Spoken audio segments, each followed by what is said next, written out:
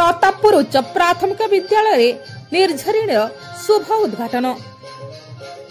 सुवर्णपुर जिला सदर ब्लॉक अंतर्गत प्रतापपुर उच्च प्राथमिक विद्यालय प्रधान शिक्षयित्री श्रीमती संतोषिनी नंदक अध्यक्षतार अनुष्ठित कार्यक्रम शिशु मानक पई उत्सर्गित सृजनी बोर्ड निर्झरिणी शुभ उद्घाटन हो जाइछि।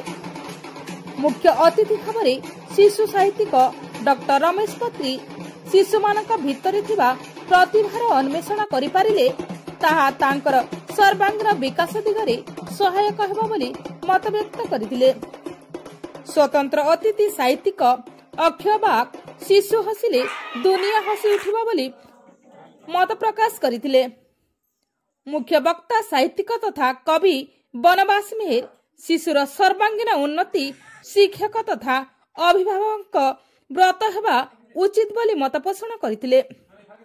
सम्मानित अतिथि भाव अवसर प्राप्त प्रधान शिक्षयित्री मंजुषा महाराणा तथा वनपाल जनार्दन स्वाई शिशु मानक आग्रह उत्साह देखि खुशी व्यक्त करथिले।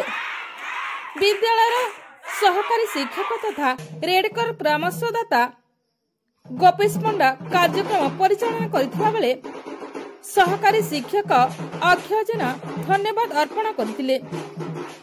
अतिथि माने विद्यालयर छात्र छात्री मानक सृजनशील लेखनर विकास पई एक सृजनी बोर्ड निर्झरिणी शुभ उद्घाटन करथिले।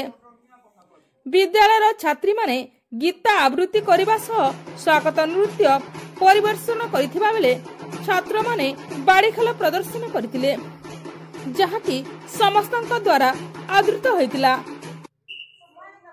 सहकारी शिक्षयित्री महेंद्री पंडा, विद्यालय परिचालना कमिटी सभापति लक्ष्मण मेहर, ग्रामोत्थान सुबल मेहर एवं अन्नाखेस श्रीतिका दास एवं समाजसेवी अमन महापात्र, अभिभावक ऋषिकेश बाग प्रमुख कार्यक्रम परिचालना रे सहयोग करथिले। ब्यूरो रिपोर्ट, तानुशान टीवी।